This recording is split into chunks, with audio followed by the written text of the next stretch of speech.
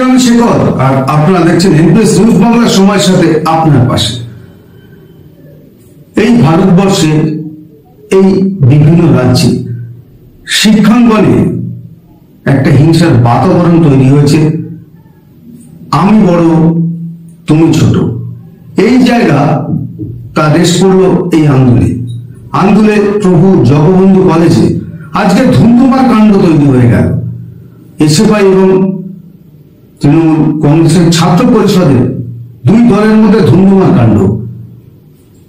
কে বড় কে ছোট, কি নিয়ে এই ঘটনা সেটা কিন্তু সবাই জানে না। কিন্তু একটা প্রশ্ন, স্বপন কোলে তার মৃত্যুকে ঘিরে বিগত কয়েক বছর আগে থেকে বিভিন্ন সময় এসএফআই এর পক্ষ থেকে, বামপন্থীদের পক্ষ থেকে বিভিন্ন রকম ভাবে আন্দোলন শুরু করেছে। আমরা প্রশ্ন করেছিলাম ইপ্সিতা ধর এবং আমরা প্রশ্ন করেছিলাম তুষার ঘোষকে যে কি কারণে এই গন্ডগোল, কেন আন্দোলনে অশান্তি তৈরি হচ্ছে। তার উত্তরে কি বললেন শুনুন।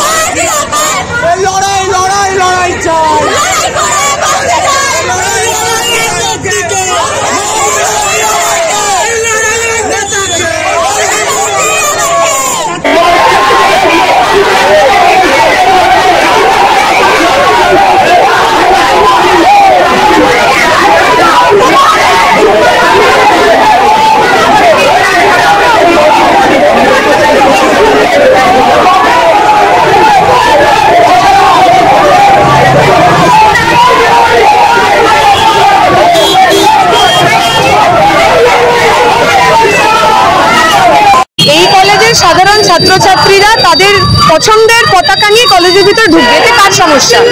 যারা ওখানে বিশৃঙ্খলা সৃষ্টি করলেন, যারা ঢুকতে দিলেন না পুলিশের সহযোগিতায়, তাদের হাতে তো নির্দিষ্ট রাজনৈতিক দলেরই পতাকা রয়েছে। তাহলে কি এটা বকলমে বুঝিয়ে দেওয়া হচ্ছে যে কলেজের ভিতরে তৃণমূল ছাত্র পরিষদ ব্যতীত আর অন্য কেউ ঢুকবে না? আমাদের যা স্ট্রেংথ ছিল, আমরা যদি চাইতাম ওই মানে যে গেট ঘুরিয়ে ওর পিছনে যারা রয়েছে তাদেরকে সরিয়ে আমরা ভিতরে ঢুকতে পারতাম। দেখুন, স্বপন কোলেকে কেন্দ্র করে একদমই মোটেই ব্যাপার না। স্বপন কোলের আজকের মৃত্যুর 14 বছর হলো, 14 বছরে তা ওরা এসএফআই প্রত্যেকবারই তো এই দিনে ওরা মিছিল করে, কিন্তু এবারে ওরা শিক্ষাঙ্গনে অশান্তি তৈরি করার চেষ্টার উদ্দেশ্যে কমরেড দীপশিতা ধরের নেতৃত্বে এসএফআইয়ের হারমাদরা বহিরাগতরা সকলে মিলে কলেজের ভেতরে ঢোকার চেষ্টা করে। কলেজের প্রিন্সিপালের আদেশ অনুযায়ী যে কলেজে রানিং ছাত্র ছাড়া যারা ছাত্রছাত্রী পড়ে তারা ছাড়া কলেজের ভেতরে কেউ প্রিন্সিপালের অনুমতি ছাড়া দেখা করতে পারবে না।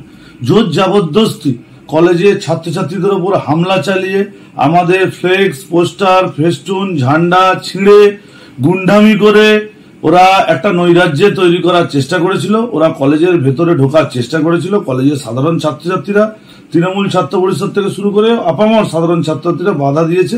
বাধার ফলে তাদের উপর হামলা চালিয়েছে হেরো দীপশিতার নেতৃত্বে। কিন্তু আমরা তো তৃণমূল ছাত্র পরিষদের মতো বাবা কাকা জ্যাঠাদের পলিটিক্স করি না, আমরা ছাত্রদের রাজনীতি করি। এখন ভিতরে কলেজে পরীক্ষা চলছে, ছেলেমেয়েরা পড়াশোনা করে পরীক্ষা দিতে এসছে, আমরা সেটা ডিস্টার্ব করবো না বলে ঢুকিনি। দীপশিতা বারবার ইন্ডিকেট করেছে যে যারা এই স্বপন কোলেকে কেন্দ্র করে খুনের দোষী ছিল তারা আজকে রাজনৈতিক দলের বিভিন্ন নেতা নেত্রী। কি বলবেন? দেখুন, ও তো রাজনীতি সম্পর্কে কোনো জ্ঞানগম্য কিছুই নেই, ওই জন্য বারবার দাঁড়ায় আর বারবার হারে। তৃতীয় স্থানের জন্য ও লড়াই করে। ও বালিতে দাঁড়িয়েছিল, তৃতীয় হয়েছে বিধানসভায়। ও লোকসভায় শ্রীরামপুরে দাঁড়িয়েছিল, তৃতীয় হয়েছে। ওর মা আমার বিরুদ্ধে প্রার্থী ছিল, গোহারান হেরেছে। তার আগে ওর মা পঞ্চায়েত সমিতির প্রার্থী ছিল, গোহারান হেরেছে। আর ও আর কি বলবে? আর ও যে বলছে যে আমরা যারা স্বপন কোলেকে হত্যা করেছে ইন্ডিকেট করেছে, ও জানে না স্বপন কোলে হত্যা মামলায় প্রত্যেকজন অভিযুক্ত বেকসুর খালাস হয়েছে। যারা সাক্ষী দিয়েছে তারা তৃণমূল কংগ্রেসের ঘরের কেউ ছিল না, তারা সব সিপিএম এর ঘরের লোকেরাই ছিল। তারা যে সাক্ষ্য প্রমাণ নিয়ে বিচার ব্যবস্থার মধ্যে দিয়ে সবাইকে বেকসুর খালাস 2017 করে দিয়েছে। স্বপন কোলের মৃত্যু কিভাবে হয়েছিল? স্বপন কোলের মৃত্যু কিভাবে হয়েছিল সবাই জানে। এসএফআই এর গোষ্ঠীদ্বন্দ্বে ওরা চিনতে না পেরে স্বপন কোলেকে খুন করেছিল। আমাদের নেত্রী বলেছিল, আমরা বলেছিলাম, সবাই জানে স্বপন কোলের মৃত্যু কিভাবে হয়েছিল। এইরকম বহিরাগত হারমাদরা যারা সিপিএফ এসএফআই এর হারমাদ, তাদের গোষ্ঠীদ্বন্দ্বের কারণে তারা চিনতে না পেরে স্বপন কোলেকে খুন করেছিল। আর স্বপন কোলের মাকে কি এখন জিজ্ঞেস করুন না, স্বপন কোলের মা কি বলছে সিপিএম সম্পর্কে, এসএফআই সম্পর্কে। একবার যান আপনারা স্বপন কোলের মাকে গিয়ে জিজ্ঞেস করুন যে সিপিএম সম্পর্কে কি বলছে। আজকে বড় বড় কথা বলছে, মাথা ঠিক নেই এদের, বারবার ভোটে দাঁড়ায় হেরে যায়, কোনো রাজনীতি সম্পর্কে কোনো আইডিয়া নেই, শূন্য পায় এরা। আর এখন আবার কলেজ দখল করতে এসে আন্দোলনের রাজনৈতিক পরিস্থিতিকে এরা উত্তেজনা তৈরি করার চেষ্টা করছে। কোনো লাভ হবে না, কলেজের কোনো ছেলে মেয়ে এসএফআই এর সাথে নেই। তৃণমূলকে এটা বোঝানোর ভারতের ছাত্র ফেডারেশন তৈরি রয়েছে। এরপরে ইলেকশনের সময় যদি তাদের মনে হয় তারা একই রকম ভাবে আমাদের বাধা দেবে, আমরা কিন্তু আর যে কায়দায় আজকে মিছিল করেছি সেই কায়দায় মিছিল করবো না। তাহলে বারবার এই আন্দোলন কলেজে বারবার অশান্তি কেন ঘটছে? বারবার অশান্তি কোনো ঘটেনি, এটা ঘটানো হচ্ছে। বারবার তারা রাজনীতিতে টিকে থাকার জন্য সব জায়গায় হেরে হেরে রাজনীতিতে টিকে থাকার জন্য কলেজের সামনে এসে একটা গন্ডগোল পাকিয়ে নিজেদেরকে প্রচারের আলোয় আনার চেষ্টা করছে। সেটা সফল হবে না। আপনারা ভিডিওগুলো দেখবেন, আজকে যেভাবে ওই হারমাদরা, বহিরাগত হারমাদরা এসএফআই নেত্রী দীপশিতা ধরের নেতৃত্বে এসে আন্দুল কলেজের সাধারণ ছাত্রছাত্রীদের উপরে আক্রমণ করেছে, যারা পোস্টার ব্যানার ছিঁড়েছে, হ্যাঁ, এর প্রতিবাদ তো হবেই। আমরা তো আন্দোলন করবোই এর বিরুদ্ধে। শিক্ষাঙ্গন যেখানে শিক্ষা কেন্দ্র, শিক্ষাই জাতির মেরুদণ্ড, সেই জাতির মেরুদণ্ডকে ভাঙার চেষ্টা চলছে রাজনৈতিক কবলে পড়ে। কি বলবেন? হ্যাঁ, রাজনৈতিক কবলে এটা তো সিপিএম তো করেছে। সিপিএম প্রথমে যদি শিক্ষা দেখেন আপনারা, 34 বছর ধরে জ্যোতি বসুর নেতৃত্বে প্রথমে মেরুদণ্ড ভেঙে দেওয়া হয়েছিল, মাতৃভাষা মাতৃদুগ্ধ বলে ইংরেজি তুলে দেওয়া হয়েছিল। তারপরে কলেজের শিক্ষাঙ্গনগুলোকে পুরো অনিলায়নে পরিণত করে নিজেদের পার্টির লোকজনদেরকে বসিয়ে পুরো দলের রাজ চালিয়েছিল। এবং তারপরে এসএফআই এর ক্যাডাররা, তারা ক্যাডার বাহিনীটা নিয়ে যে সন্ত্রাসের পরিবেশ তৈরি করেছিল, মাননীয় মুখ্যমন্ত্রী মমতা বন্দ্যোপাধ্যায় 2011 ক্ষমতায় আসার পর থেকে আমাদের সারা বাংলায় ছাত্রছাত্রীরা ভালোভাবে পড়াশোনা করতে পারছে এবং শিক্ষাঙ্গন রাজনীতি মুক্ত হয়েছে। সেটাই এখন সিপিএম এর রাগ, এসএফআই এর রাগ। ওরা ভাবতে পারছে না যে ওরা 13 বছর ক্ষমতায় নেই। স্বপন কোলের ঘটনাটা তো কি হঠাৎ করে ঘটনা নয়। স্বপন কোলে এই কলেজের ছাত্রছাত্রী, যেরকম ভিতরে ছেলেমেয়েরা পড়াশোনা দিচ্ছে, যারা পরীক্ষা দিচ্ছে, স্বপন কোলেও তো ওরকম করে পরীক্ষা দেওয়ার কথা ছিল, পড়াশোনা করার কথা ছিল। কিন্তু স্বপন কোলেকে শুধুমাত্র এসএফআই এর সদস্য হওয়ার অপরাধে পিটিয়ে যারা খুন করেছিলেন তাদের কারু এখনো পর্যন্ত সাজা হয়নি। তারা ঘুরে বেড়াচ্ছেন, কেউ কেউ নির্বাচনে লড়ছেন, নির্বাচনে জিতছেন। আমরা চাইবো যারা এই কলেজের ছাত্রছাত্রী তারা যেন স্বপন কোলেকে না বলে, কারণ স্বপন কোলে ওদের একজন। স্বপন কোলে ওদের পড়াশোনার অধিকারের জন্য, পরীক্ষা দিয়ে পাশ করে চাকরি পাওয়ার অধিকারের জন্য লড়াই করেছে এবং খুন হয়েছে। আমরা চাইবো পরীক্ষা হোক, বৃষ্টি হোক, বাদল হোক, জল ঝড় যাই হোক, স্বপন কোলেকে যেন সাধারণ ছাত্রছাত্রীরা না বলে। এর শেষ অঙ্কে কি শেষ অঙ্ক কোথায়? শেষ অঙ্ক তো হয়েই গেছে, ওরা শূন্য হয়ে গেছে। ওরা বিধানসভায় শূন্য হয়ে গেছে, লোকসভায় শূন্য হয়ে গেছে, বাংলার পঞ্চায়েতে শূন্য হয়ে গেছে, পৌরসভায় শূন্য হয়ে গেছে, ওরা সব জায়গা থেকে শূন্য হয়ে যাবে। এই যে ঘটনা আন্দোলনে ঘটলো, আপনি কি বলবেন? এই ঘটনা আন্দোলনের একজন মানুষ হিসাবে ধিক্কার জানাই আমরা সবাই। সারা আন্দোলনবাসী এই ঘটনার প্রতিবাদ করছে, ধিক্কার জানাচ্ছে। যারা রাজনৈতিকভাবে, যাদের নির্বাচনে জেতার ক্ষমতা নেই, যারা গুন্ডাগর্দি করে এই এলাকার ছাত্র সংসদ, এই এলাকার কলেজগুলোকে দখল করার উদ্দেশ্যে এইরকম গুন্ডাগর্দি করছে, এলাকার মানুষ এবং সমস্ত ছাত্র সমাজ তাদেরকে ধিক্কার জানাচ্ছে। আমরা চাইলেই ঢুকতে পারতাম, কিন্তু এখন পরীক্ষা চলছে, আমরা বিশৃঙ্খলা সৃষ্টি করতে চাই না। প্রচুর গরিব পরিবারের ছেলেমেয়েরা অনেক কষ্ট করে পরীক্ষা দিচ্ছেন। আমরা চাইবো কলেজে সুস্থ সংস্কৃতি, পড়াশোনার সংস্কৃতি সেটা বজায় থাকে। আগামী দিনে তিলোত্তমার বিচার চেয়ে আমরা রাস্তায় রয়েছি এবং একথা আমরা স্পষ্ট করে বলছি, যারা তিলোত্তমাকে খুন করেছিলেন এবং যারা স্বপন কোলেকে খুন করেছেন তাদের মধ্যে কোনো পার্থক্য নেই। যারা স্বপন কোলেকে খুন করেছেন তারাই পরবর্তীকালে তিলোত্তমাকে খুন করেছেন। একদিকে গোষ্ঠীদ্বন্দ্ব, অন্যদিকে অপোনেন্ট, বিরোধী রাজনৈতিক দলে হিংসা, এই তিন মিলিয়ে কি বলবেন? এটা বাজে কথা। আপনি যেটা বলছেন, কোন গোষ্ঠীদ্বন্দ্ব কার আছে? এসএফআই থাকতে পারে, আমাদের দলে কোনো গোষ্ঠী নেই। আমাদের দলে মমতা বন্দ্যোপাধ্যায় আমাদের সর্বময় নেত্রী, আমাদের দলে কোনো গোষ্ঠীদ্বন্দ্ব নেই। আমরা একজোট, ঐক্যবদ্ধ। আমরা তৃণমূল কংগ্রেস পরিবার ঐক্যবদ্ধ। সিপিএম এর এইরকম বর্বরচিত এবং এই হারমাদ বাহিনীর আক্রমণের কাছে আমরা ঐক্যবদ্ধভাবে আমরা লড়াই করব। বারবার পুলিশের উপর আঙুল উঠছে, পুলিশ দলদাস হয়ে গেছে, কি বলবেন? পুলিশ দলদাস হয়ে গেছে যারা বলছে, তাদের সময় তো কি হয়েছে দেখতে হবে। এখন পুলিশ দলদাস কি করে হবে? পুলিশ দলদাস হলে তো ওদের উপর আজকে লাঠিপেটা করতো।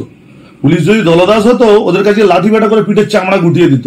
ওরা যে অসভ্যতামি আজকের আন্দোলনের রাজপথে করেছে, যে অসভ্যতামি ছাত্রছাত্রীদের সাথে করেছে, পুলিশের দলদাস হওয়ার দরকার নেই। পুলিশ যদি মনে করতো, ওদের পিঠের চামড়াগুলো তুলে দিতে পারত। পুলিশ নিরপেক্ষ থেকে ওদেরকে অনুরোধ করে তাড়িয়ে দিয়েছে। আজকে দীপশিতা একটা কথা বলছিল, আমি দেখছিলাম আপনাদের চ্যানেলেই দেখছিলাম। দীপশিতা বলেছে যে যারা স্বপন কোলেকে হত্যা করেছে তারা তিলোত্তমাকে ধর্ষণ করেছে, তারা তিলোত্তমাকে খুন করেছে। ওর দাদু একজন বড় হারমাত ছিল, ওর বাবা একজন বড় গুন্ডা। ওরা কিভাবে নিশ্চিন্তায়, ওর দাদু এমএলএ থাকা অবস্থায় একটা মহিলাকে, আদিবাসী মহিলাকে, শিডিউল কাস্ট মহিলাকে, তাকে কিভাবে বিভস্ত করে এলাকায় মারতে মারতে ঘুরিয়েছে, সেই কথাগুলো আপনি ডোমজুর বিধানসভার নিশ্চিন্তায় যাবেন। ওর মাকে আমি হারিয়েছি, গিয়ে জিজ্ঞাসা করে আসবেন ওই এলাকায় গিয়ে কিভাবে অত্যাচার করেছে। আজকে সিবিআই কে চেয়েছিল? সিবিআই তো আমরা চাইনি। আমরা দুটো ধর্ষণের মামলায় আমরা 61 দিনের মাথায় দোষীদের শাস্তি দিয়েছি। এসএফআই, সিপিএম ও এই সমস্ত চক্রান্তকারী দলরা যারা সিবিআই চেয়েছিল, আজকে সিবিআই চার্জশিট দিতে পারি, তাদের জামিন হয়ে গেছে। তাহলে এর দায় কার? এর দায় সমস্ত সিপিএম এর। পশ্চিমবাংলাটাকে ধ্বংসের মুখে নিয়ে যাওয়ার কাজই হচ্ছে সিপিএম করেছে। মমতা বন্দ্যোপাধ্যায়ের নেতৃত্বে পশ্চিমবাংলায় একটা নতুন সমাজতান্ত্রিক গণতন্ত্র প্রতিষ্ঠা হয়েছে, সেইটাকে আমরা অটুট রাখবো। আপনার নাম? তুষারকান্তি ঘোষ। আমি হাওড়া জেলা পরিষদের সদস্য এবং রাজ্য তৃণমূল যুব কংগ্রেসের সাধারণ সম্পাদক।